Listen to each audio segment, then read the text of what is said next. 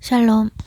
주님을 사랑하는 사람이라면 모두 주님과 친밀하기 원하고 주님의 음성을 시시때때로 잘 듣기 원할 것입니다. 친밀함의 증거는 교제하고 대화하는 것입니다. 사람들 간의 관계 가운데 친밀한 사람과는 자주 소통하고 대화하지만 친밀하지 않은 사람과는 대화하지 않는 것처럼 하나님과의 관계도 마찬가지입니다. 주님과 얼마나 소통하며 사는가가 주님과의 친밀감을 나타냅니다. 오늘은 하나님의 음성을 듣고 하나님과 친밀해지는 것에 대해 나누려고 합니다. 주님은 말씀이신데 주님이 말씀하시는 분이라는 것을 생각하지 않고 살아가는 사람들이 많이 있습니다.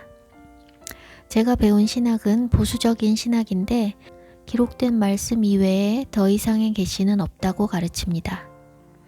동의할 수 없고 성경적이지 않은 주장입니다. 말씀이신 주님이 말씀하시지 않는다는 것은 말이 되지 않습니다. 기록된 말씀도 주님의 말씀이고 그 말씀을 우리 각자에게 깨닫게 하시는 것도 주님이 말씀하시는 것입니다. 또한 우리 삶 속에서 수많은 기도를 올려드릴 때 응답하시는 것도 주님께서 말씀하시는 것입니다. 주님은 우리가 먼저 말 걸지 않아도 먼저 말씀하십니다. 그렇게 하나님은 우리에게 늘 말씀하시는 분이십니다. 음성을 듣는 게 뭔지 모르고 음성을 들어본 적이 없다고 생각하는 사람들도 실제로는 음성을 들은 경우가 많이 있는데 그것이 하나님의 음성인지 깨닫지 못하는 것입니다. 그러나 친밀하지 않으면 가뭄에 콩나듯 듣게 되고 그것이 하나님의 음성인지조차 깨닫지 못하는 경우가 많습니다. 하나님이 오늘도 우리에게 말씀하시는 분이라는 것을 분명하게 증명하는 것은 하나님과 우리의 관계입니다. 하나님은 우리의 아버지 되시고 우리는 자녀이며 그분은 우리의 남편 되시고 우리는 그분의 아내입니다. 우리가 하나님의 백성이든지 하나님의 자녀든지 신부이든지 어떤 관계든 빼놓을 수 없는 것이 그 관계들은 다 소통하고 교제하는 관계라는 것입니다. 아버지는 자녀에게 말하고 남편은 아내에게 말합니다. 물론 그것은 일방적인 소통이 아니라 양방향적인 소통입니다. 사람들은 집에서 키우는 동물들에게도 말을 하며 사람처럼 대하고 키우는 식물에게도 말합니다. 다 알아듣지 못해도 반복된 학습을 통해 동물들도 일부분 알아듣습니다. 우리는 태아나 아기들에게 그들이 다 알아듣는 것처럼 이야기합니다. 알아듣지 못하는 대상에게도 반복적으로 말함으로써 알아듣게 만드는데 서로 소통할 수 있는 관계인 아버지와 자녀, 부부 관계에서 서로 말을 하지 않는다면 그것은 정상적인 관계라고 할 수 없습니다. 만일 말하지 않는다면 벙어리이거나 사랑하지 않아서입니다. 사랑하는 관계에 있어서 빼놓을 수 없는 것은 대화입니다. 남편이 아내에게 매일 선물을 사다 주고 돈도 벌어다 주면서 아내에게 한마디도 말하지 않는다면 그런 남편에게 사랑을 느끼고 행복해할 아내가 있을까요? 아빠가 자녀에게 필요한 것을 다 사주지만 말 한마디 안 한다면 아이들 역시 아빠의 사랑을 느낄 수 없습니다. 하나님께서 말씀하시는 하나님이라는 것을 믿지 않는 것은 하나님이 벙어리 하나님이거나 하나님이 나를 사랑하시지 않는다고 믿는 것과 같습니다. 하나님은 누구에게나 말씀하기 원하시고 어제도 오늘도 내일도 말씀하시는 분이십니다. 태아와 아기가 말을 배우지 못하고 못 알아듣는 상태에서 엄마와 아빠의 말을 들으면서 엄마 목소리와 아빠 목소리를 알아듣게 되고 언어를 배워가는 것처럼 우리도 하나님의 말씀을 들으면서 하나님의 음성을 알아듣고 하나님의 언어를 배워가게 됩니다. 기록된 말씀을 반복적으로 읽고 듣고 묵상하는 것은 아빠 하나님의 목소리를 알아듣고 하나님의 언어를 배우는 길입니다. 하나님은 말씀 이외의 것들로도 하나님의 뜻을 나타내십니다. 그런데 그런 것들도 다 말씀 안에 기록되어 있습니다. 그래서 말씀을 읽지 않고서는 하나님의 음성을 알아들을 수 없습니다. 내적인 음성이나 들리는 음성으로 말씀하시기도 하지만 그런 음성들은 사단의 음성일 수도 있고 내 생각에서 오는 음성일 수도 있기 때문에 기록된 하나님의 말씀에 근거해서 분별해야 합니다. 따라서 하나님의 말씀을 잘 모르면 분별할 수 있는 능력이 없어 위험한 방향으로 흐를 수 있습니다. 하나님의 음성을 듣기 위해서 기록된 하나님의 말씀을 읽고 연구하고 묵상하는 것은 필수입니다. 사역자들은 연구하고 성도들은 사역자들의 설교를 듣기만 하면 되는 것이 결코 아닙니다. 사역자가 되어야 사역을 하는 것이 아닙니다. 하나님은 하나님의 마음을 아는 사람에게 사역하게 하십니다. 오늘날 대부분의 교회나 사역단체들과 같이 사역하기 위해 그럴싸하게 세팅을 다 해놓고 하는 것이 사역이 아니라 하나님의 마음을 가지고 살면 삶 자체가 사역이 됩니다. 예수와께서는 부흥회나 세미나를 하려고 세팅하시거나 사람을 동원하신 적도 없고 그분이 가시는 곳, 머무는 곳에서 자연스럽게 하나님께서 뜻하신 일들이 이루어졌습니다. 하나님과 그분의 말씀과 그분의 마음을 알면 누구나 예수와처럼 가는 곳마다 사역이 이루어집니다. 그래서 누구나 성경을 읽고 공부하고 연구하고 묵상해야 합니다. 남에게 설교하기 위해 공부하는 사람들은 말씀으로 말씀을 연구하는 것이 아니라 다른 사람이 연구해 놓은 신학과 주석을 공부하며 설교를 작성하는 경우가 많은데 그것은 하나님의 말씀을 사역의 수단과 도구로 삼는 것입니다. 그래서 하나님께서 말씀하신 본래의 의도와 관계없는 인본적인 설교가 되기 쉽습니다. 그러나 누구든지 하나님을 더 알기 위한 목적으로 말씀으로서 말씀을 연구하고 성령님께 질문하면서 공부하면 하나님께서 친히 더 깊은 계시로 이끌어 가십니다. 성경을 혼자 이해하기엔 너무 어렵다고 생각하는 사람들이 많습니다. 물론 어려운 부분도 있고 생전에 말씀을 다 이해하는 것은 불가능합니다. 저는 세월이 흐를수록 알면 알수록 제가 아는 게 너무나 부족함을 깨닫게 되고 더 많이 알고 싶은 갈망이 생깁니다. 많은 계시를 받았던 성경 속의 인물들도 마찬가지였습니다. 바울은 지금은 내가 부분적으로 알지만 그때에는 온전히 알리라고 말합니다. 그런데 이단들은 많은 것을 임의로 해석해서 모든 것을 다 아는 것처럼 말합니다. 베드로후서 3장 16절 또 그 모든 편지에도 이런 일에 관하여 말하였으되 그 중에 알기 어려운 것이 더러 있으니 무식한 자들과 굳세지 못한 자들이 다른 성경과 같이 그것도 억지로 풀다가 스스로 멸망에 이르느니라. 모르는 것을 알기 위해 주님께 질문하며 공부하고 연구하는 것은 좋지만 억지로 풀어 해석하는 것은 망하는 길입니다. 우리는 다 알 수 없다는 것을 겸손하게 받아들이되 더 알기 위한 갈망은 놓치지 않아야 합니다. 분명한 것은 하나님께서 우리에게 하나님 자신과 그분의 뜻을 알려주시고 드러내시기 위해 성경을 주셨다는 것입니다. 또한 문자로 다 드러나 있음에도 숨겨져 있는 비밀들을 알고자 갈망하는 사람들로 하여금 깨닫게 하시고 깨달은 대로 살아낼 수 있도록 성령을 주셨습니다. 성경에 드러나게 기록되어 있어도 아무나 깨달을 수 없는 것은 말씀이 영이기 때문입니다. 그래서 육으로는 깨달을 수 없고 영으로만 깨달을 수 있습니다. 성령이 함께 하시는 사람들은 말씀을 깨닫고 성령이 함께 하시지 않으면 깨닫지 못합니다. 말씀을 알고자 하고 주님을 더 알고자 하는 갈망이 있는 사람, 주님을 경외하고 주님 나라를 향한 사모함이 있는 사람들에게 주님은 말씀을 깨닫는 은혜를 더하십니다. 하나님의 음성을 듣는 것과 관련해서 매우 중요한 단어 하나를 소개하려 합니다. 소드입니다. 소드는 첫 번째로 회의라는 뜻이 있습니다.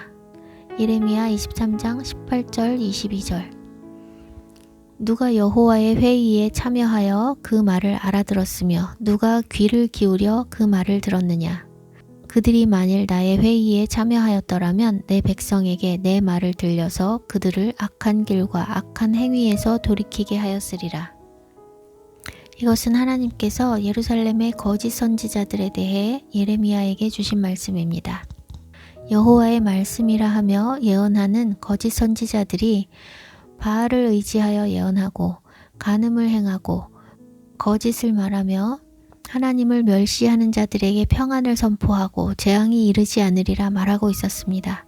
하나님의 회의에 참여한 선지자들이라면 재앙의 때에 평강을 외치지 않고 악을 행하는 자들에게 재앙을 선포했을 텐데 그들은 하나님의 뜻과 관계없는 자신의 생각들을 하나님의 말씀을 사칭하여 예언하고 있었기 때문에 하나님께서는 그들이 하나님의 회의에 참여하지 않았고 그분의 말을 듣지 않았다고 말씀하시는 것입니다. 여기서 알 수 있는 것은 사람인 선지자들이 전능하신 하나님의 회의에 참여할 수 있다는 것입니다. 하나님의 회의 장면은 열왕기상 22장에 잘 나타납니다. 열왕기상 22장 19절에서 23절. 미가야가 이르되 그런즉 왕은 여호와의 말씀을 들으소서. 내가 보니 여호와께서 그의 보좌에 앉으셨고 하늘의 만군이 그의 좌우편에 모시고 서 있는데 여호와께서 말씀하시기를 누가 아합을 꾀어 그를 길르앗 라못에 올라가서 죽게 할꼬 하시니 하나는 이렇게 하겠다 하고 또 하나는 저렇게 하겠다 하였는데 한 영이 나와 여호와 앞에 서서 말하되 내가 그를 꾀겠나이다. 여호와께서 그에게 이르시되 어떻게 하겠느냐. 이르되 내가 나가서 거짓말하는 영이 되어 그의 모든 선지자들의 입에 있겠나이다. 여호와께서 이르시되 너는 꾀겠고 또 이루리라. 나가서 그리하라 하셨은즉 이제 여호와께서 거짓말하는 영을 왕의 이 모든 선지자의 입에 넣으셨고 또 여호와께서 왕에 대하여 화를 말씀하셨나이다. 미가야는 하나님의 회의에서 일어나는 일을 목격했습니다. 이것이 하나님의 회의에 참여하는 것입니다.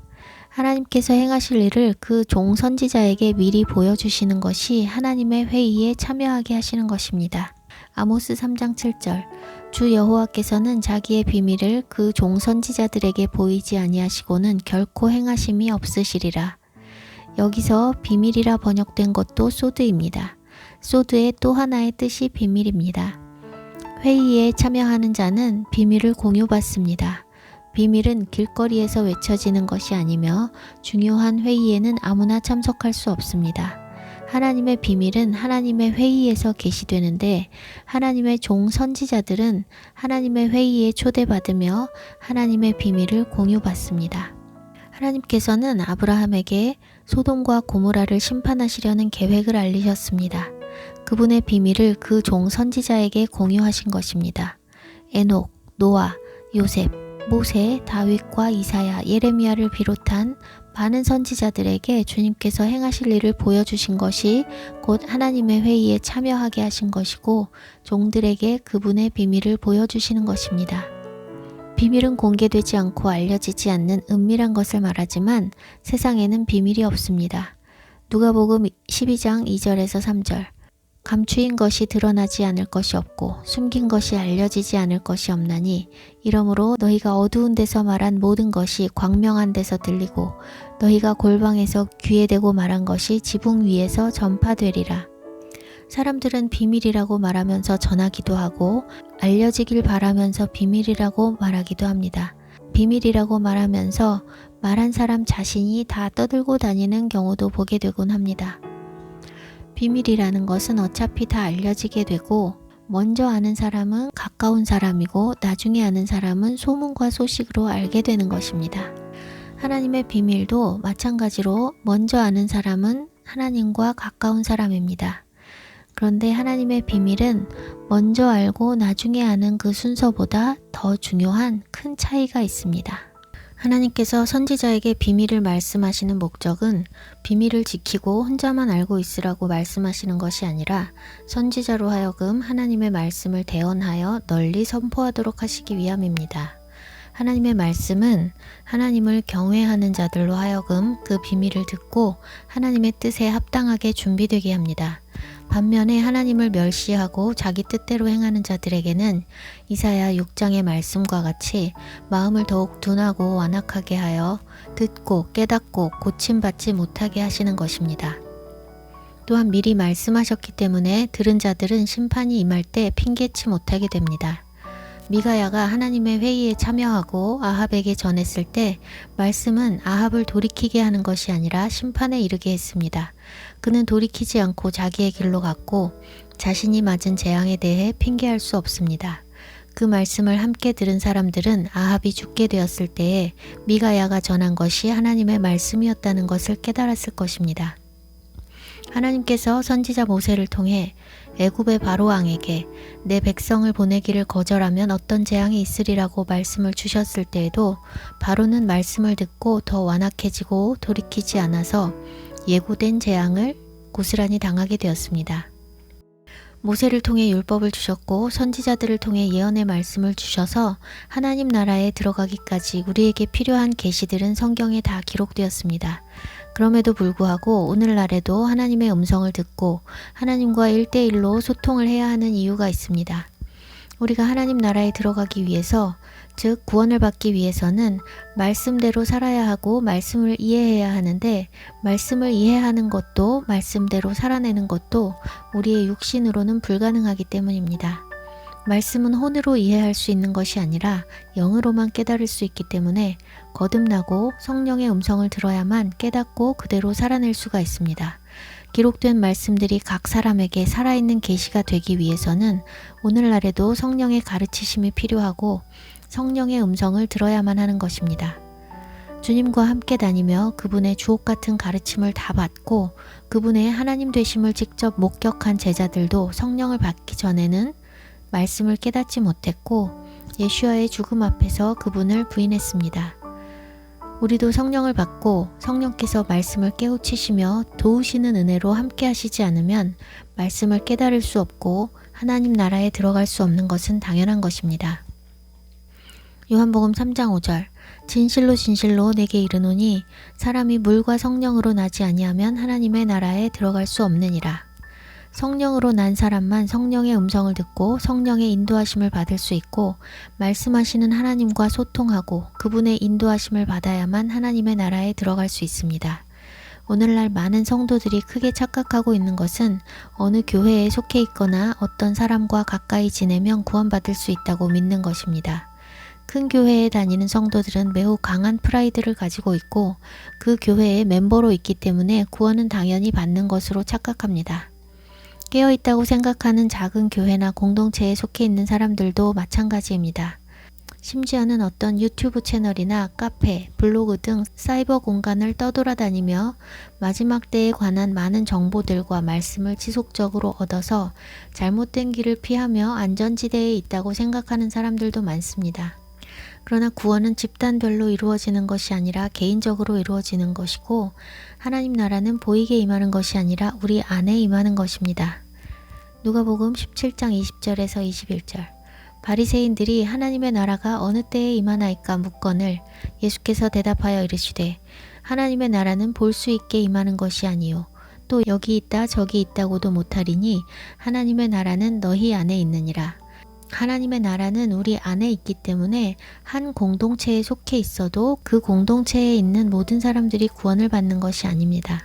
어느 누구의 지식도 완전하지 않고 누구 옆에 있다고 해서 안전할 수 없습니다. 무엇보다 중요한 것은 구원은 정보를 아는 것과 무관하며 하나님과 우리의 1대1 관계를 통해서만 이룰 수 있다는 것입니다. 하나님을 사랑하고 경외하는 누군가의 근처에 있다고 해도 모방할 수 있는 것은 행위일 뿐 믿음을 따라할 수는 없습니다. 믿음은 옆 사람을 보고 도전받을 수는 있지만 옆 사람의 것을 흉내내서 가질 수 있는 것이 아닙니다.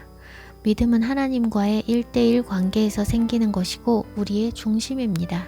믿음을 뜻하는 에무나는 하나님의 성실하심을 의미합니다. 하나님의 성실하심을 경험할수록 건강하고 견고하고 큰 믿음을 가질 수 있습니다. 그런데 성경은 믿음이 말씀에서 난다고 했습니다. 로마서 10장 17절 그러므로 믿음은 들음에서 나며 들음은 그리스도의 말씀으로 말미암았느니라. 말씀을 들음으로써 믿음이 생기고 말씀을 믿을 때 말씀대로 일하시는 하나님의 성실하심을 경험하며 믿음이 자라가는 것입니다. 결국 믿음은 말씀 없이는 불가능한 것입니다. 오늘날 많은 기독교인들이 교회를 수십 년 다녀도 믿음이 없는 것은 말씀을 가까이 하지 않고 하나님과 개인적으로 소통하지 않기 때문입니다. 말씀하시는 하나님과 교제하며 소통하지 않고 믿음이 자라는 것은 불가능합니다. 꿈과 환상, 특별한 내면의 음성을 듣지 못해도 기록된 성경 말씀을 경외함으로 읽고 공부하고 묵상하는 사람들은 참된 믿음이 있을 수 있지만 꿈과 환상과 특별한 계시들이 있다고 해도 기록된 성경 말씀을 그대로 믿지 않고 성경보다 신학을 우위에 두거나 자신이 받은 계시를 성경보다 우위에 두는 사람들은 성경적인 바른 믿음을 가질 수 없습니다. 하나님의 음성을 듣는다는 사람들이 하나님께 음성을 들었다면서 성경적이지 않은 엉뚱한 이야기를 하는 것을 종종 보게 됩니다. 성경 말씀을 바로 알고 스스로 분별하지 못하면 아합처럼 미혹에 빠져 망하게 됩니다. 아합처럼 대놓고 우상 숭배하는 사람만 우상 숭배자가 아니라 하나님보다 더 사랑하는 것이 있는 사람들은 다 우상을 숭배하는 것이고, 그런 사람들은 하나님을 믿는다고 해도 미혹에 빠지게 됩니다. 사역자들도 하나님께서 여러 가지로 컨펌해 주셨다고 하면서 성경적이지 않은 것을 진행하는 것을 본 적이 여러 번 있습니다. 성경적이지 않은 일이라면 사인이 아무리 많고 확실하게 느껴진다 해도 그것은 하나님의 사인이 될 수 없습니다. 하나님의 음성이라면 반드시 성경적이어야 합니다. 하나님의 음성을 듣는 데 있어서 가장 중요한 것은 하나님을 경외하는 것입니다. 누군가가 하나님을 경외하는지 그렇지 않은지는 무엇으로 알 수 있을까요? 기록된 하나님의 말씀에 대한 경외입니다. 이것은 믿음도 마찬가지이고 믿음과 직접적으로 관계됩니다. 하나님을 믿는다는 것은 기록된 하나님의 말씀을 믿는 것이고, 말씀을 믿는 것은 하나님의 말씀을 경외하고 하나님을 경외하는 것입니다. 믿음과 경외는 때려야 뗄 수 없는 관계이고 서로 더욱 자라가게 합니다. 말씀 그대로 이루어질 줄 믿는 사람은 하나님 말씀 앞에서 두렵고 떨림으로 자신을 돌아보고 말씀 그대로 순종합니다. 천국과 지옥이 있다는 것을 기독교인들은 다 알지만 그것을 혼의 지식으로 알기만 하는 사람은 자신을 절제하며 하나님 나라에 합당하게 살지 않고, 그것을 믿는 사람은 두렵고 떨림으로 자신의 삶을 하나님 나라에 합당하게 빚어갑니다. 말씀을 기록된 그대로 믿는 사람들은 우리 개개인의 구원이 하나님에 의해 예정된 것이 아니라 우리 개개인의 믿음에 달린 것을 믿고 믿음의 선한 싸움을 싸우지만, 말씀대로 믿지 않고 신학을 믿는 사람들은 구원이 예정된 것이라 믿고 죄와 피 흘리기까지 싸우지 않습니다. 하나님이 공의와 정의의 하나님이시라는 것을 정보로 아는 사람들은 정보로 그칠 뿐이지만, 그것을 믿는 사람은 하나님의 공의와 정의가 자신의 삶에서 나타나게 하기 위해 애씁니다. 하나님의 완전하심과 선하심을 지식으로 아는 사람들은 하나님께서 응답하시지 않으면 자기 힘과 방법으로 일을 추진해 나갑니다. 그러나 하나님의 완전하심을 믿는 사람들은 내 원함과 내 방법을 내려놓고 하나님을 의지하며 기다립니다. 말씀을 믿고 의지하는 것은 하나님을 경외하는 것이고, 말씀을 믿고 의지하지 않는 것은 하나님을 경외하지 않는 것입니다.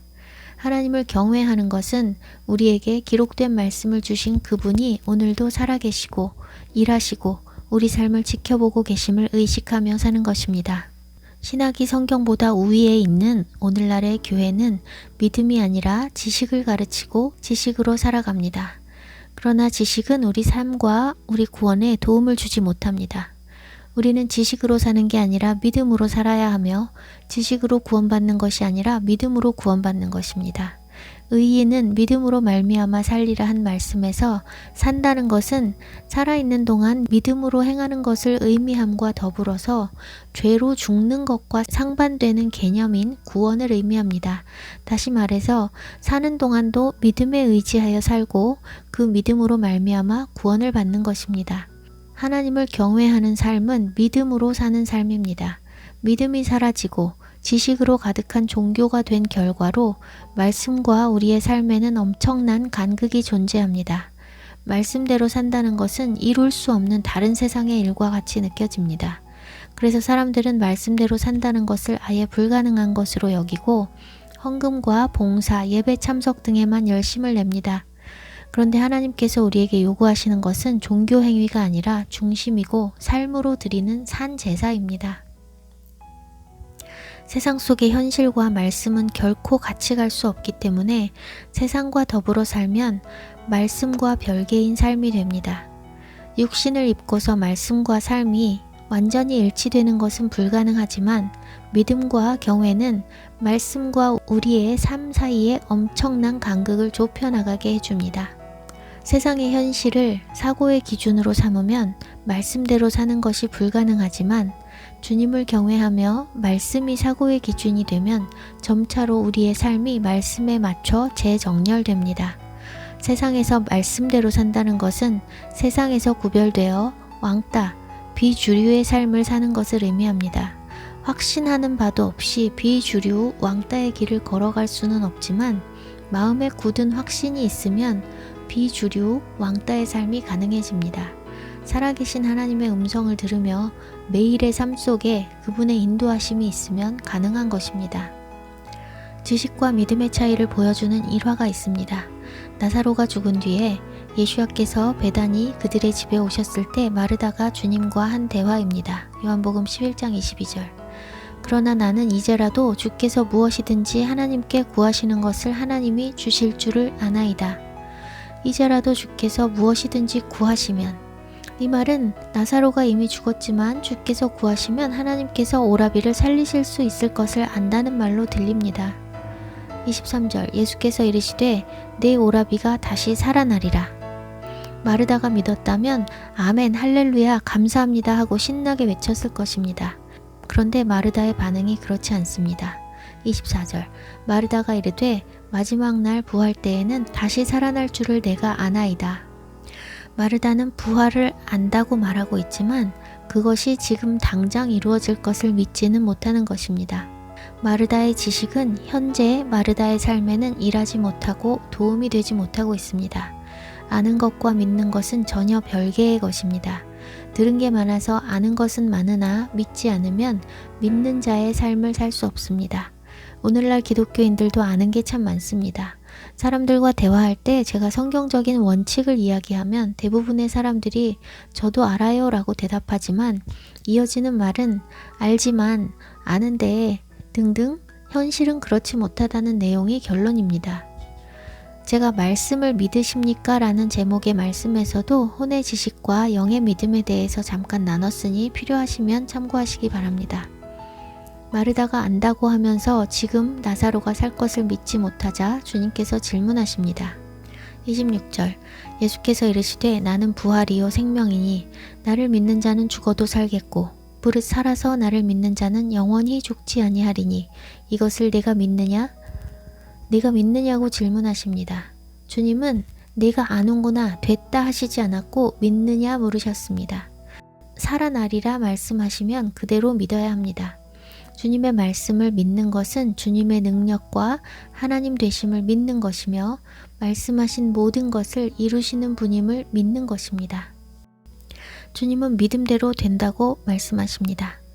귀신 들린 딸을 구원해달라고 간구한 여인에게 주님께서 자녀의 떡을 취해 개들에게 던짐이 마땅치 않다고 말씀하셨을 때 여인은 개들도 제 주인의 상에서 떨어지는 부스러기를 먹나이다 라고 놀라운 고백을 합니다. 주님께서 여자여 내 믿음이 크도다 내 소원대로 되리라 말씀하셨고 그 딸은 그 시로 나았습니다. 여인은 주님께서 자기 딸을 고치실 수 있다는 것을 믿었고 간구하는 그녀의 기도를 외면하시지 않을 것을 믿었고 그분이 자신의 주인임을 믿었습니다. 자신을 주님의 개로 칭하면서 주님께 책임을 지우고 있는 놀라운 믿음입니다. 사람들은 스스로 주님의 자녀라고 말하면서도 모든 일을 자기 방법으로 하는데 그것은 하나님 아버지를 자녀에게 무관심하거나 무능력한 존재로 취급하는 것과 같습니다. 다시 말하면 하나님을 믿을 만하다고 여기지 않고 신뢰하지 않는 것입니다. 수로보니게 여인과 같이 들이대는 것이 믿음입니다. 믿음이 자라갈수록 하나님에 대한 경외도 자라갑니다. 자녀들이 아기 때는 부모에게 떼쓰고 어리광 부리고 자기중심적이지만 자라갈수록 부모의 마음을 헤아리고 부모를 공경하게 되는 것과 같이 우리가 영적인 아기일 때는 나 중심적인 신앙이고 내가 원하는 것들을 얻고자 하지만 자라가면 주님을 경외하며 주님 뜻에 내 뜻을 맞추게 됩니다.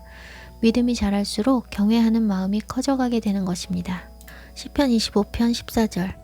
여호와의 친밀하심이 그를 경외하는 자들에게 있으며 그의 언약을 그들에게 보이시리로다. 아까 읽었던 말씀입니다. 소드는 회의, 비밀이라는 뜻도 되지만 친밀함이라는 뜻도 됩니다. 친밀한 자에게 비밀을 공유하는 것이기 때문입니다. 그런데 이 친밀함, 비밀이 그를 경외하는 자들에게 있다고 말씀하십니다. 그리고 그의 언약을 그들에게 보이신다고 말씀하십니다. 여호와를 경외하는 자에게 말씀을 주시고 약속을 주시고 깨닫게 하시고 친밀하게 대하신다는 것입니다.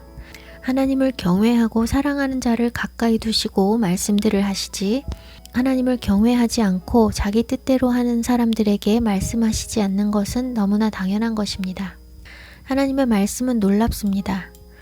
하나님을 경외하는 자들, 하나님 나라를 사모하는 자들에게는 열려 있고 세상을 사랑하고 하나님을 경외하지 않는 사람들에게는 가려져 있습니다.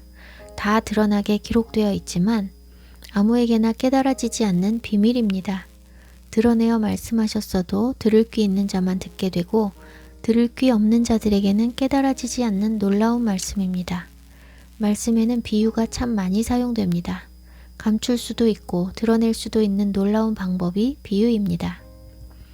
마태복음 13장 34절에서 35절. 예수께서 이 모든 것을 무리에게 비유로 말씀하시고 비유가 아니면 아무것도 말씀하지 아니하셨으니 이는 선지자를 통하여 말씀하신 바 내가 입을 열어 비유로 말하고 창세부터 감추인 것들을 드러내리라 함을 이루려 하심이라. 이 말씀은 시편 78편 2절을 가리키는 것입니다.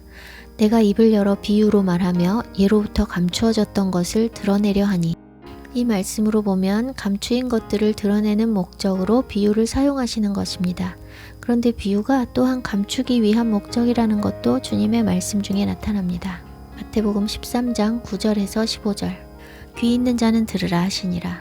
제자들이 예수께 나아와 이르되 어찌하여 그들에게 비유로 말씀하시나이까?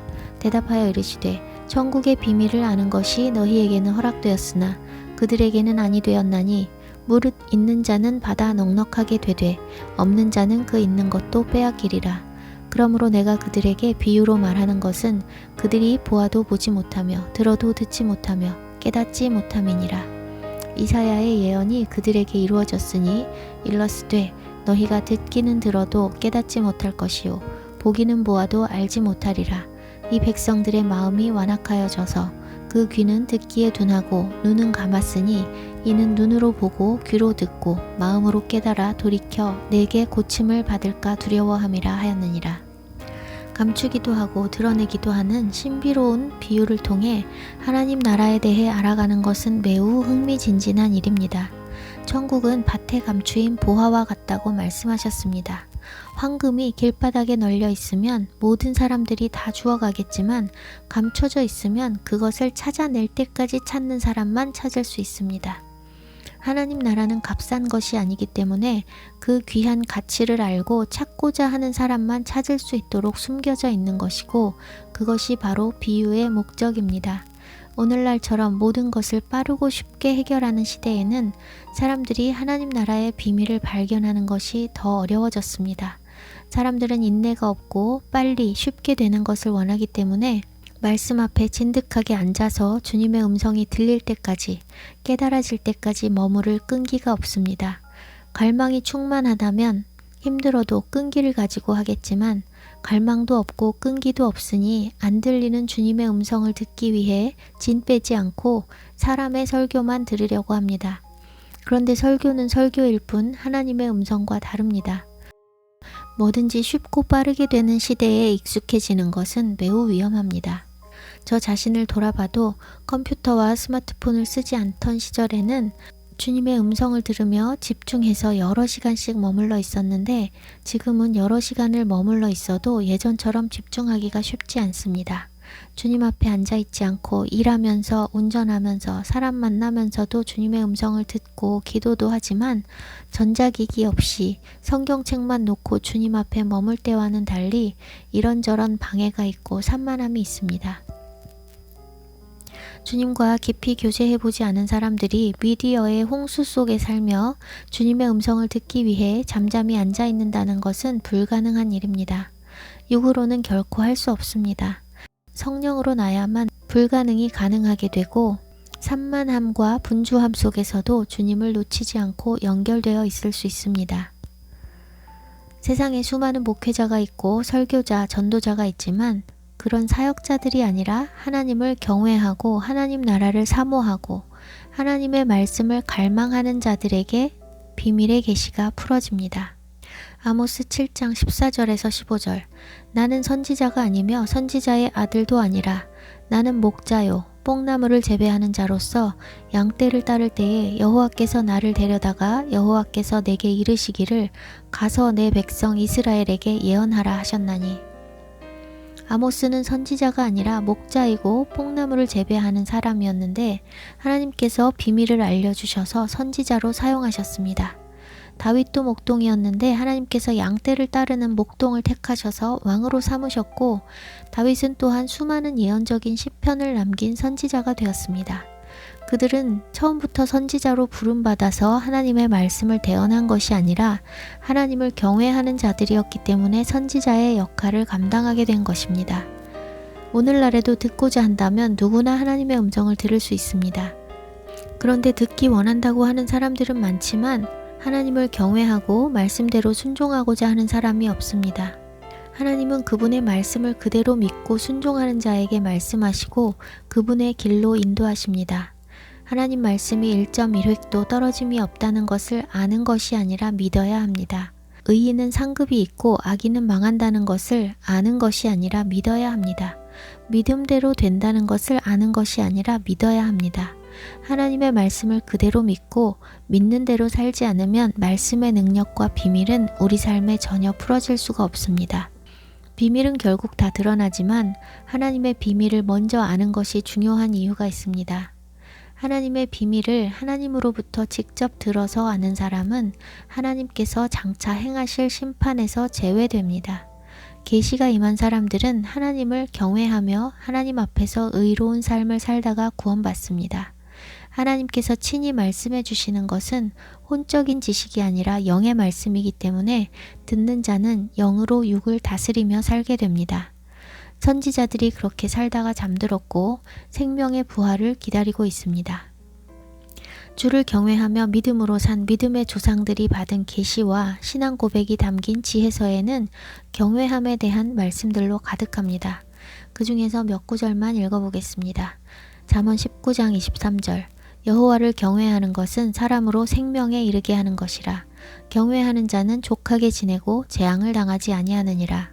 시편 34편 7절. 여호와의 천사가 주를 경외하는 자를 둘러 진치고 그들을 건지시는도다. 잠언 14장 27절. 여호와를 경외하는 것은 생명의 셈이니 사망의 그물에서 벗어나게 하느니라. 시편 145편 19절. 그는 자기를 경외하는 자들의 소원을 이루시며 또 그들의 부르짖음을 들으사 구원하시리로다. 열왕기하 17장 39절. 오직 너희 하나님 여호와만을 경외하라. 그가 너희를 모든 원수의 손에서 건져내리라 하셨으나. 시편 85편 9절. 진실로 그의 구원이 그를 경외하는 자에게 가까우니 영광이 우리 땅에 머무르리이다. 시편 86편 11절. 여호와여 주의 도를 내게 가르치소서. 내가 주의 진리에 행하오리니 일심으로 주의 이름을 경외하게 하소서. 시편 115편 13절. 높은 사람이나 낮은 사람을 막론하고 여호와를 경외하는 자들에게 복을 주시리로다. 시편 25편 12절. 여호와를 경외하는 자 누구냐? 그가 택할 길을 그에게 가르치시리로다. 경외함은 하나님과의 친밀감의 키입니다. 은사는 덕을 세우기 위한 것이고 남을 섬기는 데 사용되지만 하나님과의 친밀감은 자기의 구원을 이루게 합니다. 은사가 많고 은사로 사역했다고 구원 얻지 못합니다. 오히려 은사로 사역했는데 그날에 주님이 너를 모른다 하시는 것에 대해 경고하셨습니다. 주님과 친밀해지기를 사모하고 음성 듣기를 사모한다면 주님을 경외하십시오. 그분께서 하신 말씀 하나하나를 경외함으로 대하십시오. 주님을 경외함으로 하나님께서 비밀을 가르쳐 주시는 친밀함 안으로 들어가게 되시길 축복합니다.